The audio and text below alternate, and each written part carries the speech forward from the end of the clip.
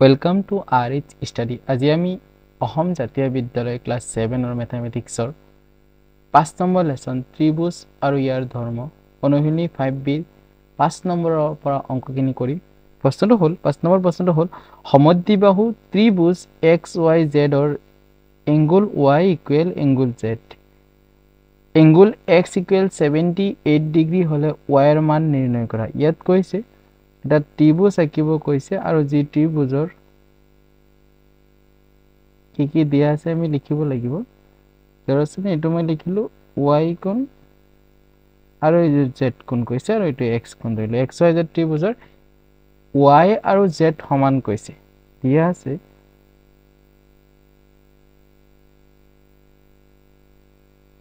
আছে ত্ৰিভুজ xyz ৰ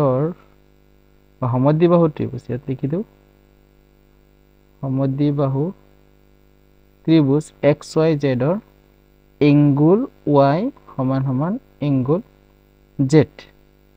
আৰু x এংগল x ইকুৱেল কিমান দিছে 78 ডিগ্ৰী আমি এটা শৰ্ত জানো ত্ৰিভুজৰ তিনিটা কোণৰ সমষ্টি কিমান যেহেতু ত্ৰিভুজৰ তিনিটা কোণৰ সমষ্টি সমান সমান কিমান 180 ডিগ্ৰী তো ইয়াত কোণ কেটা কি দিছে তাকে আমি লিখিব পাৰো angle x plus angle y plus angle z equal কিমান হ'ব 180 ডিগ্ৰী তে মান কেটা বহাই যাও x ৰ মান কিমান দিছিলে x ৰ মান 78 ডিগ্ৰী প্লাস এতিয়া আমি এটা কাম কৰো এংগল y और হৰণে আমি কি লিখিব পাৰো এংগল y আছে এংগল y লিখিলো z ৰ হৰণে আমি কিমান লিখিব পাৰো এংগল y লিখিব পাৰো ইকুৱেল 180 ডিগ্ৰী তে আমি y কোণ কেটা আছে 2 দুটা আছে 2 এংগল y ইকুৱেল 180 ডিগ্ৰী আৰু 78 ক সমান চিনৰ ৰাইট সাইডত লৈ গলে মাইনাস ৰ হ'ব 78 ডিগ্ৰী তে আমি এংগল y টো ৰাখি দিলো ন 180 ৰ পৰা 2 যেহেতু পূৰণ হৈছে তলত বহিব 180 ৰ পৰা 78 গুছি গলে থাকিব 102 ডিগ্ৰী তে গটাগটি কৰা 2 যাব 10 ৰ ভিতৰত 5 বাৰ আৰু 2 ৰ ভিতৰত যাব এবাৰ ঠিক y কোণৰ মান কিমান পাইছো 51 ডিগ্ৰী এতেকে নিৰ্ণয়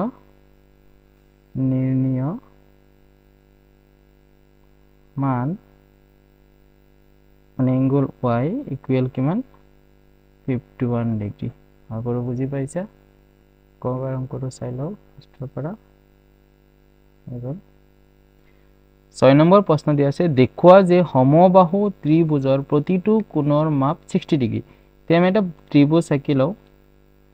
ধৰা হল ত্ৰিভুজটোৰ নাম দিলো a b c তে আমি ইয়াৰ পৰা ক'ব পাৰো ab বাহু যিমান দৈৰ্ঘ্য হ'ব bc বাহু সিমান দৈৰ্ঘ্য হ'ব আৰু ac বাহু সিমানেই দৈৰ্ঘ্য হ'ব মানে তিনিটা বাহুৰ দৈৰ্ঘ্য সমান হ'ব তাক সমবাহু ত্ৰিভুজ বুলি ক'ব পাৰি ধৰা হল a b c সমবাহু ত্ৰিভুজ যেহেতু ইয়াক আমি সমবাহু ত্ৰিভুজ ক'ব পাৰো এতেকে আমি ক'ব পাৰো কি ab সমান সমান bc সমান সমান ac যেহেতু সমান বাহুৰ বিপৰীত কোণবিলাক সমান হয় তে আমি ক'ব পাৰো এংগল a সমান সমান এংগল b সমান সমান এংগল c কিয় পাৰো সমান বাহুৰ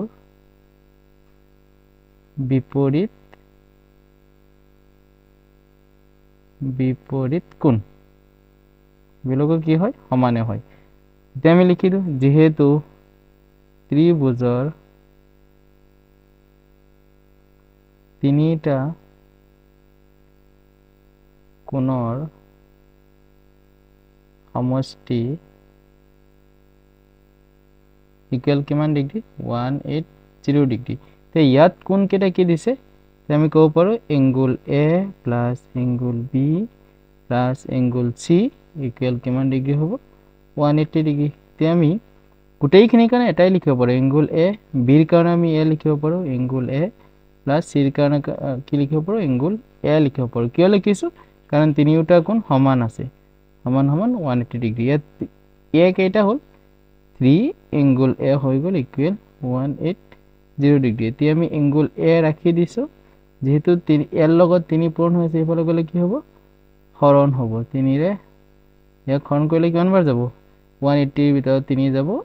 60 বাৰ আমি ইয়াৰ পৰা এই সমাধানৰ পৰা আমি ক'ব পাৰো যে সমবাহু ত্ৰিভুজৰ প্ৰতিটো কোণ কি ক'ব পাৰো 60 ডিগ্ৰী তেকে সমবাহু দেখুৱা হল লিখি দিয়া দেখুৱা হল হাকৰো বুজি পাইছা এটা আমি এটা স্টেপ লিখি লও যেটো এংগল এ তেকে আমি ক'ব পাৰো তেকে কি ক'ব পাৰো এংগল এ সমান সমান এংগল বি সমান সমান এংগল সি ইকুৱেল কিমান ডিগ্ৰী পাইছে 60 ডিগ্ৰী এতিয়াহে আমি ক'ব পাৰো প্ৰমাণিত হল বা দেখুৱা হল জি লিখা তোমালোকে থ্যাংক ইউ 7 নম্বৰ প্ৰশ্নটো হল শুদ্ধ নে অশুদ্ধ লিখা 1 নম্বৰ প্ৰশ্ন ইয়াৰ এটা সমকোণী ত্ৰিভুজৰ এটা সমকোণী ত্ৰিভুজ সমদ্বিবাহু হ'ব পাৰে সত্য শুদ্ধ হয় কাৰণ হল এটা সমকোণী ত্ৰিভুজ ধৰাচোন মই এটা সমকোণী ত্ৰিভুজ ধৰিলো এই সমকোণী ত্ৰিভুজ এটো 90 ডিগ্ৰী আছে ই যদি 45 ডিগ্ৰী হয় এটো 45 ডিগ্ৰী হ'ব আৰু সমান বাহু কোণৰ বিপৰীত বাহুবিলাক সমান হয় এই উক্তিটো সত্য হয় সমবাহু ত্ৰিভুজৰ প্ৰতিটো কোণ সমকোণ উক্তিটো অসত্য এটোৰ কাৰণ হল যে এটা সমবাহু ত্ৰিভুজ ধৰিছে এটো সমবাহু ত্ৰিভুজ অলপ আগত আমি এটো প্ৰমাণ কৰিছো প্ৰতিটো কোণ কিমান হ'ব লাগিব 60 ডিগ্ৰী হ'ব লাগিব এটা ত্ৰিভুজৰ এডালহে মধ্যমা থাকে এটো উক্তিটো অসত্য বা অশুদ্ধ জি লিখা অশুদ্ধ এটো কাৰণ হল মই মধ্যমা কাক বলে মই এটো বুজাই দি আছো যে ধৰাচোন এটা ত্ৰিভুজৰ তিনটা শীৰ্ষবিন্দু থাকে এটো এবিসি এটা শীৰ্ষবিন্দু আমি ধৰিলো এবিসি যে এই এৰ পৰা যদি মধ্যমা আনিতো ইয়াৰ বিপৰীত বাহুৰ মধ্যবিন্দুৰ লগত সংযোগ কৰা ৰেখাডাল মধ্যমা বুলি কয় তিয়া এৰ পৰা ধৰাচোন এটা মধ্যমা আনিলো আকৌ সিৰ পৰা এটা মধ্যমা আনিব পাৰো আকৌ বিৰ পৰা এটা মধ্যমা আনিব পাৰো টোটাল মধ্যমা কেইটা হৈ গল তিনিটা হৈ গল এখানে ইয়াত এটাহে কৈছে উক্তিটো অসত্য 4 নম্বৰ হয় এটা ত্ৰিভুজৰ তিনিডাল উন্নতি থাকে উক্তিটো সত্য হয় কাৰণ আমি মধ্যমা যেটো হয় হেতু উন্নতি বুলি ক'ব পাৰো কাৰণ কোন এটা শীৰ্ষবিন্দুৰ পৰা তাৰ বিপৰীত বাহুৰ ওপৰত 90 ডিগ্ৰী কোণ কৰি দিলে ৰেখা ৰনা হয় মধ্যবিন্দু সংযোগৰ ৰেখালৈ আমি উন্নতি বুলি কওঁ তো উক্তিটো সত্য হয় 5 নম্বৰটো কি আছে যে ত্ৰিভুজ PQR ৰ QX এডাল মধ্যমা হলে PR মধ্যবিন্দু সো এটা আকিলো ত্ৰিভুজ PQR ত্ৰিভুজ এটাৰ QX ইয়াছে ইনটু PQR QX এটা কি আছে মধ্যমা আছে না তে PR ৰ মধ্যবিন্দু হ্যাঁ শুদ্ধ হৈছে যদি এটো PR ৰ মধ্যবিন্দু হৈছে উক্তিটো শুদ্ধ 3 নম্বৰ প্ৰশ্ন 6 নম্বৰ প্ৰশ্ন এটা ত্ৰিভুজৰ বাহু তিনিটাৰ মাপ 6 cm 8 cm 15 cm হ'ব পাৰে মই ধৰিলো এটা ত্ৰিভুজ গঠন কৰিছে এটা হল 6 cm এটা হল 8 cm এটা হল 15 cm এটা বস্তু মনত ৰাখিবা এটা ত্ৰিভুজ গঠন কৰিবলৈ হলে যিকোনো দুটা বাহুৰ যোগফল তৃতীয় বাহুতকৈ ডাঙৰ হ'ব লাগিব এটা মই মনত ৰাখিব লাগিব আমি এতিয়া যোগ কৰি চাও যে 8 আৰু 6 যোগ কৰিলে কেনে 14 তৃতীয় বাহুতকৈ ডাঙৰ হোৱা নাই কয়দাৰ যোগ কৰিলে ডাঙৰ হৈছে এৰ যোগ কৰিলে ডাঙৰ হয় যিকোনো এটা কন্ডিশনত হোৱা নাই যেটো উক্তিটো অশুদ্ধ আৰ 7 নম্বৰ প্ৰশ্ন ত্ৰিভুজৰ দুটা বাহুৰ মাপৰ সমষ্টি তৃতীয় বাহুৰ মাপৰ সমান হ'ব পাৰে নহয় সমান হ'ব নোৱাৰে আমি ডাঙৰ বুলি কৈছো গতিকে ইউ কি হ'ব